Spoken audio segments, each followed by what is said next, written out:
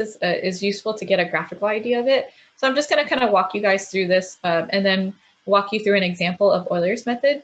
At the end of the year, one year when, oh my goodness, I forget. Oh, Hidden Figures. When that movie came out that year, after the AP test, we watched that video. That movie, have you guys seen that movie before, Hidden Figures? Has anyone seen it? Okay, so it's an awesome movie. And even more so now that you guys have gone through it, or after you guys go through this lesson, because you'll be like, oh my God, I know how to do what it is that so she was trying to figure out how to solve this one problem, and she needed to solve a differential equation. And she couldn't do so through, let's say, the analytical way of the separation of variables. It was part of a larger context, but ultimately the solution involved Euler's method. So at the end, she's like, oh, we have to go back further. And then she talks about Euler's method, and my class just got so excited. They're like, oh my God, they referenced something that we actually learned in class. So Euler's method is, the idea of Euler's method is, let's say you guys were given an initial point. Okay, so the point that you guys have is x0, y0. You have no idea what the solution curve looks like. You just know that this point falls on y equals. Okay, so after that, it's like, okay, well, here is, in this picture, you see what they call the phantom graph. So this is the actual one, but let's say we had no idea what it looked like, except for that's the solution curve, and we know one point that falls on it. This is not in your notes packet, and I will upload this as a reference. We're not going to write on it at all. I'll upload this as an additional document. I just found it in my stuff, so I thought it's nice for you guys to see this visual. Okay, and say you guys knew the initial point and you knew what dy dx was. You knew what the slope equation was, and the slope equation could be dy dx, and we can't separate it, we can't solve it. We could come up with a slope field for it, but the particular problem is that we want to know, well, what is the solution at a particular point? So this is called a numerical approximation or a numerical solution. The slope fields is a graphical solution. And then when we do separable differential equations, that's solving it analytically. So let's say you guys knew the tangent line at that point because we knew what dy dx is. So we're going to use that and then come up with a new point, a new solution based off of the previous answer that we got. So if we think about dy dx, dy represents a change in y. So think of algebra 1. When you guys were calculating slope, you had change in y over change in x. So when we think about dy dx, dy is a change in y over a change in x. So we can calculate a small change in x and a small change in y to get from one coordinate point to the next coordinate point. And yes, this coordinate point might be slightly off, but it's pretty close to what the actual solution is. And so what we do is we continue to calculate it and come up with small tangent line segments through our calculation of what our change of y is and our change of x is. And you guys can see that you come up with what we call a pseudo tangent line. And notice that the tangent line changes as we go. So it goes from here to here, and we're using our knowledge of what dy is and what dx is to come up with each new tangent segment. And though this curve doesn't follow exactly this curve here, what we can do to minimize the error found with using this approximation is reducing the change of x between your first x value and your next one. So if we can reduce that to a very small amount, say like 0.01, then what we can do is come up with a better idea of what that curve looks like using our dy dx. Okay, so let's go ahead, and this is purely a procedural type of problem. So it won't be translated graphically. You guys are going to find, for me, without giving you guys a headache, let me find the page that I want you guys to be on. Can you go to page 9? Go to page 9 of your packet. Okay, and we're gonna probably have time for one example here, maybe two, because this doesn't take too long. But let's say you guys have your required information is your given information. They'll say, initially, you have an initial point. And what I'll do is I'll write in parentheses what I refer to it as on our chart. This is going to be old x, old y, meaning that you're going to be given an initial point. We're going to move from that initial xy value to the next xy value through an increment, which we call change of x. Okay, so dx, another way of saying dx is change of x, is how far apart are the 2 points, your old point and your new point. And basically we do this slow, tedious process of getting from one point to the next, and ultimately to our final x value that we want to approximate the y value for. So the differential equation is also given to you guys. And keep in mind, these problems are usually given such that dy dx is not separable, and we're forced to use like a numerical approximation to come up with the solution. Okay, so go ahead and go down to the table of values here, and I'm going to walk you guys through what we're given here. So dy dx is your slope. Okay, dy dx is your slope. Y of 0 is your old point. And I believe this one is incorrect here in the table. So if you guys can correct, your old point, old x, old y, is your initial point. Okay, you know that the solution curve must pass through 0, 0. It's your initial condition. You're given dy dx is equal to x plus 2. And you're also given change of x is equal to 0.1. The delta is to indicate how far apart is your first x coordinate to your next x coordinate. And we're going to space it apart 0.1 units. That's going to be fixed. That's something that's going to stay the same. So 0.1 here, the change of x is always going to stay fixed. So we're going to keep a fixed value for change of x, meaning that these are going to stay the same. Okay, change in y. We can define the change in y in terms of the derivative. Okay, so if you guys know dy dx represents the change in y over the change in x, what do you guys think you have to multiply dy dx by to just get change in y? What do you guys think you have to multiply dy dx by to get just the change in y? Any ideas? Anyone want to guess for that? Very good. It's dx. Okay, so if we take dy dx and we times it by dx, then what essentially we do is we have dy, which is our which is correct. Actually, someone, I think Michelle typed in times it by 0.1, and 0.1 is your dx. Okay, so that's going to be ultimately what we do to get the change in y. And then what we do is if we have the old x, if we have the old x and we know how much change of x is, or what the change of x is, then we get the new x. We take the old x, add what the change is, and get the new x. So it's for that one, 0 plus 0.1 is 0.1.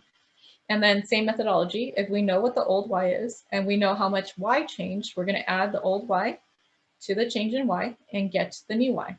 Okay, so let's see what this looks like. So the step that's probably the tedious is the middle step where I have left it blank, the change in y. So in this case, your change of y is x plus 2. You're going to take the x value that you guys see in old x and plug it in. Okay, we're going to take our old x value, so 0 plus 2. The plus 2 comes from the dy dx formula, and then we times it by change of x. Okay, so if we times it by change of x and change of x is 0.1, then that means you have 2 times 0.1 or 0.2. Okay, so can you guys type into the chat, what do you think new y is going to be equal to, given that you now know what change of y is? What is your new y?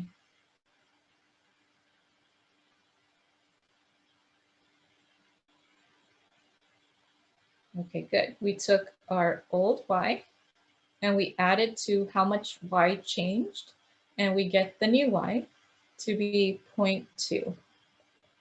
Okay, so now it's like in that graphical interpretation, you guys started off at a point, and now our approximation is that at x equals 0.1, then y is equal to 0.2.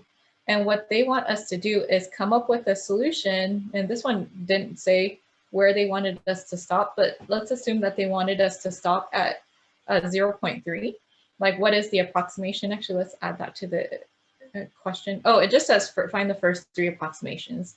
So let's just keep going. So what you do is you take what you guys have as old x and old y, and you're going to transfer it over here.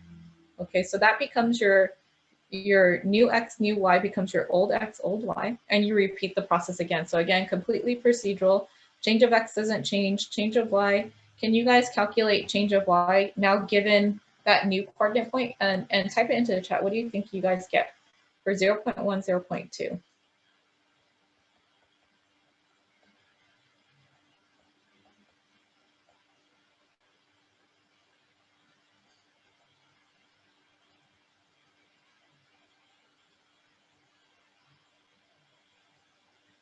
Good.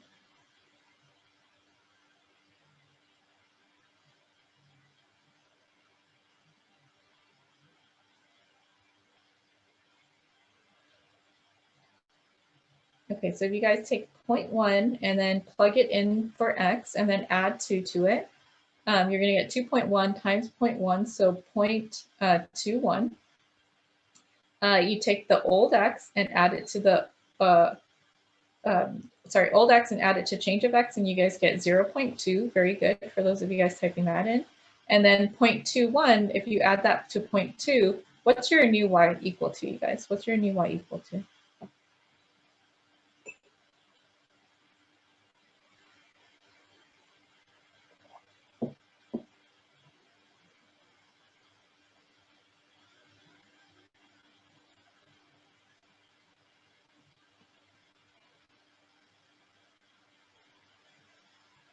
Okay, and as you guys are figuring this out, you're taking the change of y and adding it to your old y. So taking this value, adding it to this value, and you should get 0.41. Now you take your for this iteration, and usually they don't have you guys go more than 3 iterations. We're going to transfer it over down to here because now we have a new coordinate point that we're starting off at 0.2, 0.41.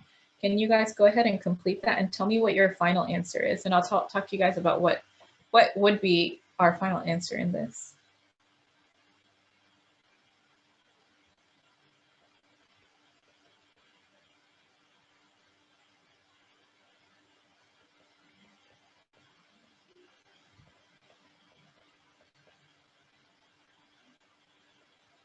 And if you guys have any questions over it, let me know as you guys are going.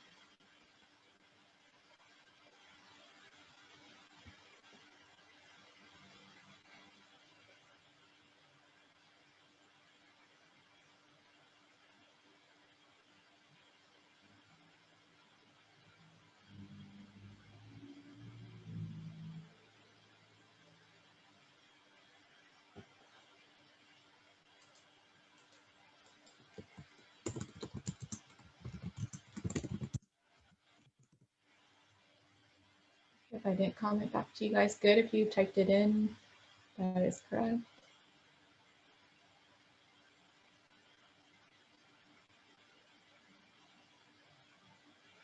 Very good. So 0.63, adding 0.22 to 0.41, and I'll just add it here as that's how I got the value. Oops, plus 0.22 is 0.63. Okay, so normally they'll ask you guys to use Euler's method if things aren't separable and you're trying to find a solution at a specific point.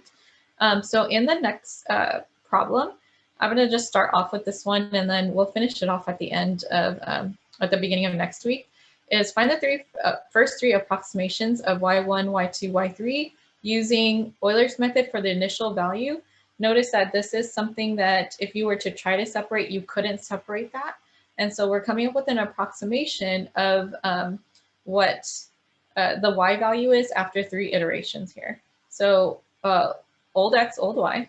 So this is old x, old y, which you guys see written as 0, 1 there.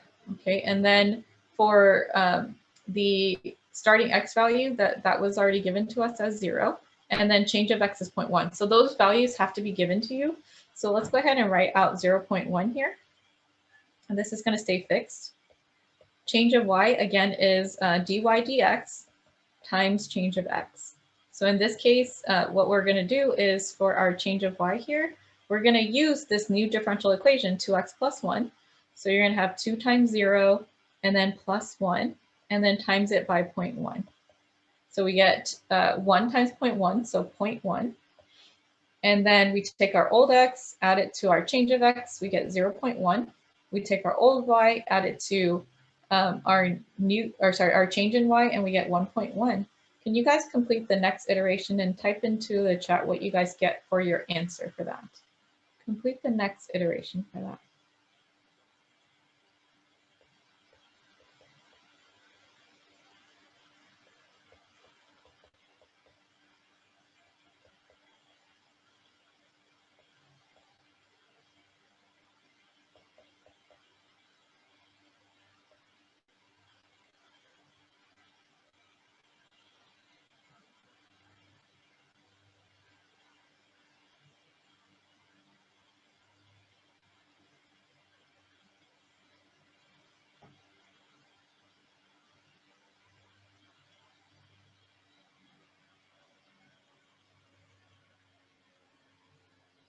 As you guys are doing this problem too, you might be tempted to think, okay, this is probably a calculator question. These usually are non-calculator questions, as I know it's, and that's why students find that it is tedious. Again, usually no more iterations than 3. But in this case, after you guys add times 2 times 0.1 and add it to 0.1, then times it by 0.1, it should be 0.13 that you get for that. And then just double check that that makes sense to you. And then 0.1 plus 0.1, so we have 0.2. And then old y is 1.1 plus 0.13, so 1.23. And then we take that, transfer it down. All right, you guys, I don't want you guys to be late to the next class, so I'm just gonna say that we'll finish off, but if you want to just double check your work, this is the answer, but I'll pick up from where we left off. And normally what will happen is sometimes they won't say do 3 iterations, but they'll say, if you guys can find, write this at the top too. Sometimes the question will ask, what is y of 0.3? And you know when to stop if you notice that, that this x value matches this x value. So your solution should be 1.393. It's the y value for 0.3.